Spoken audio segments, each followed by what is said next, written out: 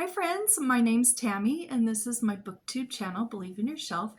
And I'm super excited because middle grade May is here and I love middle grade May. It gives me a chance to read a whole bunch of great middle grade books, and I do have a lot of them picked out for this month that I'm super excited for.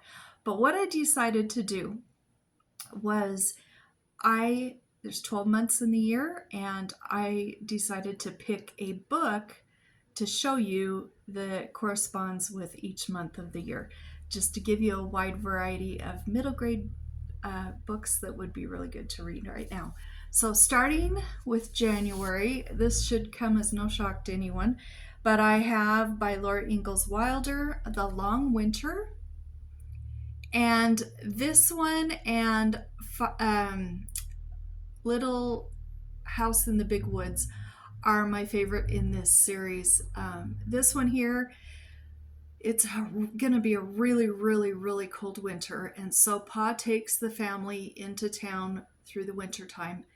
And it's a good thing that he did, or they may not have made it. But there's just blizzard after blizzard after blizzard after blizzard. The trains can't get through. They're out of food. They can't keep warm because they don't have any fuel for their fire. So Pa comes up with an interesting idea to help them keep warm in where they're staying. And I just love this book. This one here is wonderful. And I think this would be a great middle grade book to read in January. So February, I bought this book for myself. Usually if I buy these kind of books, I buy them for the granddaughters. But this one's for me, and it's by Margery Williams, The Velveteen Rabbit. And I love this book, you guys. This one makes me cry every time I read it. But it's such a sweet story. And if you haven't heard about what this is about, it's about a little stuffed rabbit who is a little boy's favorite toy, and he's been played with so much, and he's ratty and tatty and worn out, and the little boy ends up getting very sick. And once he heals up, the doctor says that everything that's been in contact with this boy needs to be burned. And so everything's gathered up and put into a trash bag, and the little Velveteen Rabbit is put in the trash bag too. And then we have, I think it was a little fairy came and made him real. And he had lived long enough and been loved long enough that he was able to become real. And this is such a sweet story. This one in particular I really like because it's got really pretty illustrations. Let me find one of the, look at this one. I love this book. This is one of my very favorite all-time books, and this book here was the 100th anniversary edition. And I think it's great for February because it's full of love, and love is what made this bunny become real. Then for March, I was thinking, what could I talk about for March? March reminds me of St. Patrick's Day, which reminds me of the leprechaun, which reminds me of fairy tales. And this one here is, this one's based off of Snow White and Rose Red, I think is what it's called. But this one's called Snow and Rose, and it's by Emily Winfield Martin. I always have these books listed down below in the description if you ever want to see what they are or look them up. So we've got Snow White and Rose Red, and basically what has happened here, they live out in the woods with their mom and dad, and their dad disappears, and he's been gone a very long time. And I don't want to say anything else about the fairy tale. This is nothing like Little Red Riding Hood or Snow White, but this was one of Grimm's fairy tales, and I just love this book. This book I read it in one sitting. I couldn't even stop reading it. And it's got illustrations all the way through. And this does turn out to be a happy story. Most of the Grimm's fairy tales are not happy. Honestly, if you've read them, which I think I read all of them with my girls when they were growing up, and we loved them. So I'm picking that book for my March idea for a middle grade book. For April, I have Iceberg by Jennifer A. Nielsen because the Titanic sunk in April. Did I say April? I meant to say April if I didn't. The Titanic did sink in April, and this is fiction, but this girl here, her dad dies unexpectedly, and her mom sends her with money to get a ticket for the Titanic so she can go to America and begin working and saving some money to bring the rest of her family to America. And you all know what happened with the Titanic. So I don't have to go into that story, but she wants to grow up to be a journalist. And so she journals and interviews people during the cruise before the catastrophe. And this was really good. They're all really good. I'm going to say that with every book probably. This one here is for May, because May feels like spring to me. This is by Kallie George, and this is one of the books in the Heartwood Hotel series, and this one's called Better Together. And this is Mona. She came to the Heartwood Hotel in the first book. She lost her home and she was out walking, trying to figure out where to go, and she found this hotel. She works there as a maid, and she has so many friends there. And in this book, another hotel is going up in its competition, and they're a little bit worried about losing their business at their hotel. And there are some unwelcome guests that show up. And that's all I'm going to say about that, about the story.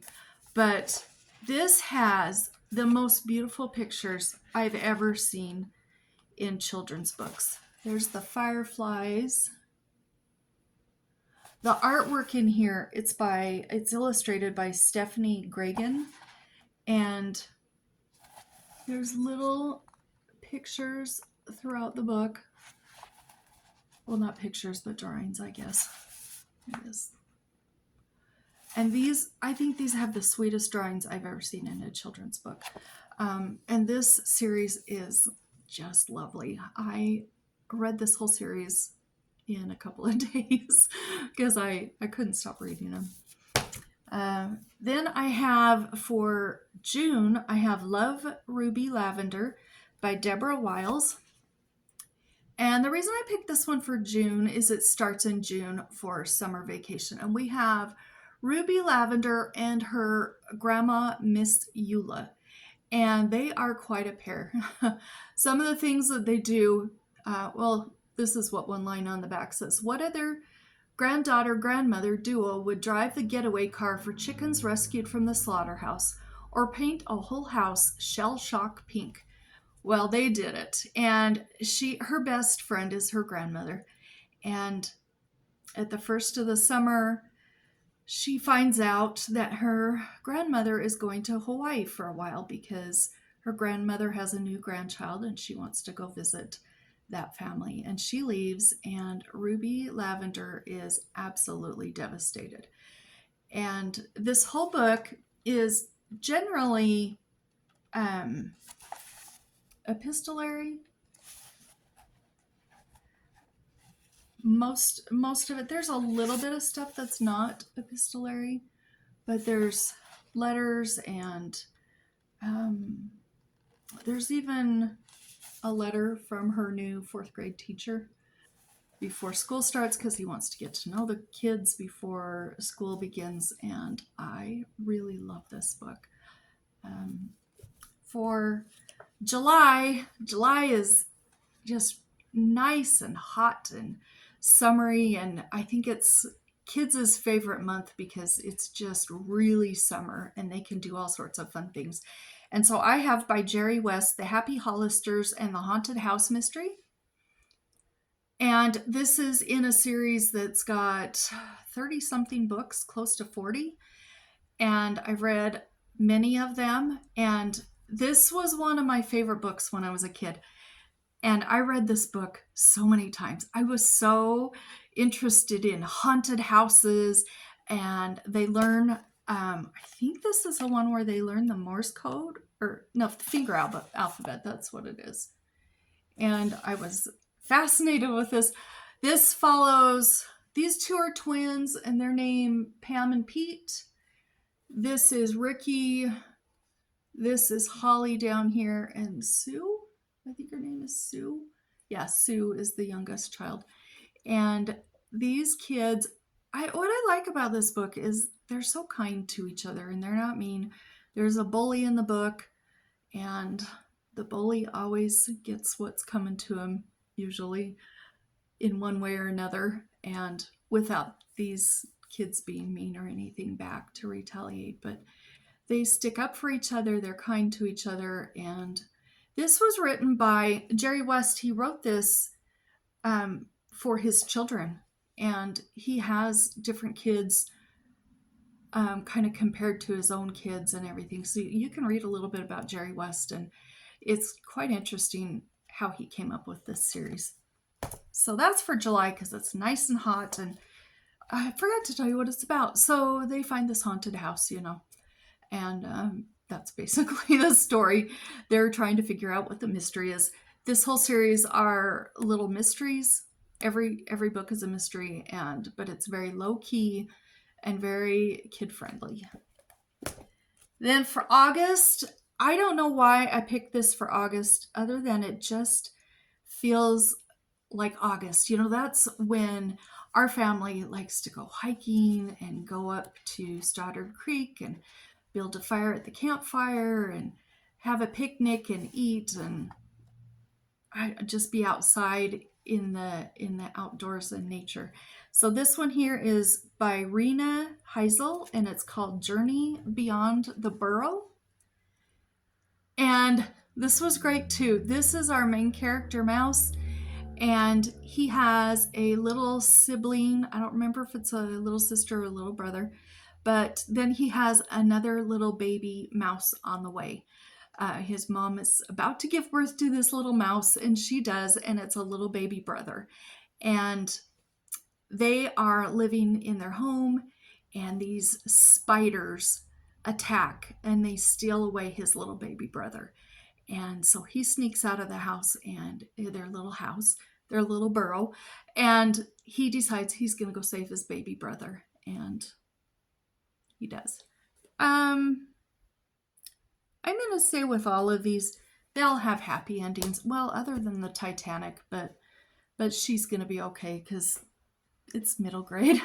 So if you have any of your middle graders read these, you can, and you have some that are sensitive or get upset when the main character dies or an animal dies or something like that. None of that will happen in any of these books.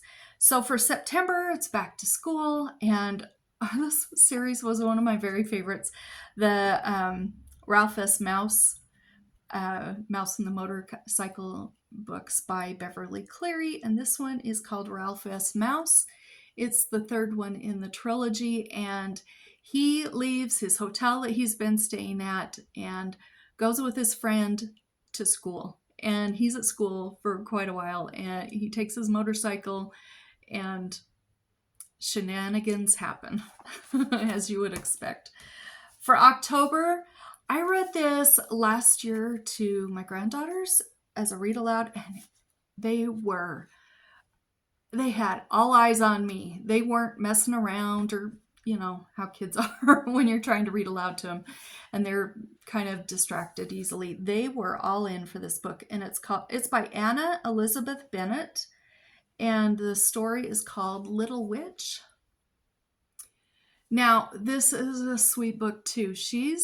Her name is, let me look in the cover and see what her name is. It's a really funny name. Minnikin Snickesnee, and she goes by Minx. And she lives with her mother, who is a very mean witch and will not let her go to school, will not let her have fun. And her mother is busy turning town children into little flower pots with flowers. So they've got a window in their house and it's got all these flowers and flower pots, and they're all little children that have turned up missing. Well, she sneaks out one day and she goes to school and she makes a lot of friends, and she and her friends, there's just a whole bunch of funny chapters. Every chapter is almost its own little story, but it progresses, and she's trying to get I don't know what it is. I think it was a fairy or something to come to her. And she's also trying to get these little flower pots turned back into children. And so this was funny. Again, let me find a big page of an illustration. Well, there's the children when they do get freed from the flower pots. And I know there's some full page illustrations.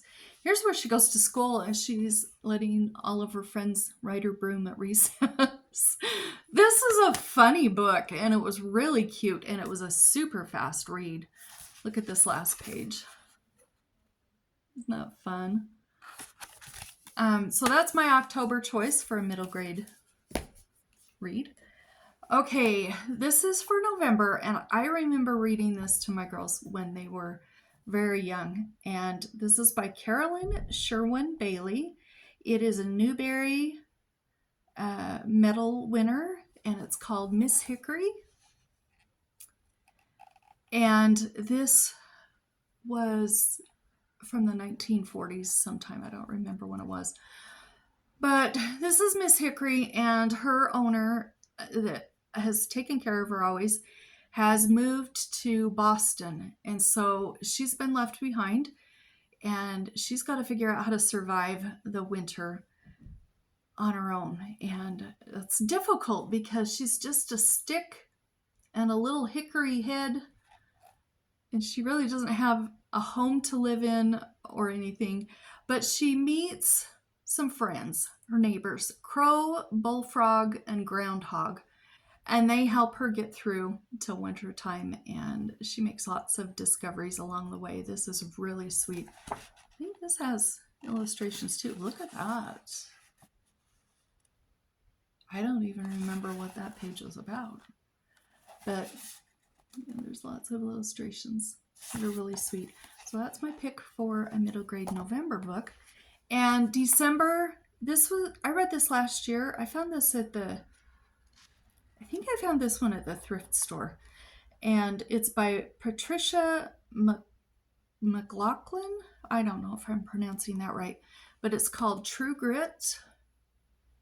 And I read this, and then my mom and dad also read this right before Christmas time. And it's about these two kids. They go spend every Christmas holiday with their grandparents, and they have a good time. They have snowball fights, and they go to the library, and they cook with her grandma and everything. They have a great time at Christmas time. But when they get there, they find this one lone cow in the field, and they feel so bad for this cow. She's just alone in the meadow, and they feel really bad for her. And so they try to find her a friend, and they learn some lovely lessons along the way also. And this one's really short. Let's see. But the illustrations are great. There's the lone cow. She's so lonely there by herself. And that's my idea for a Christmas book for middle graders. So you've got January through December there, 12 recommendations. I love middle grade May. I will read any middle grade book in middle grade May. It doesn't matter if it's a Christmas book or Valentine's or summer or whatever. I don't really care because I love them all, but there's a few ideas for if you like to read seasonally. So I hope you've had a great reading week. I hope you've been reading something fun, and I'll talk to you next time. Bye bye.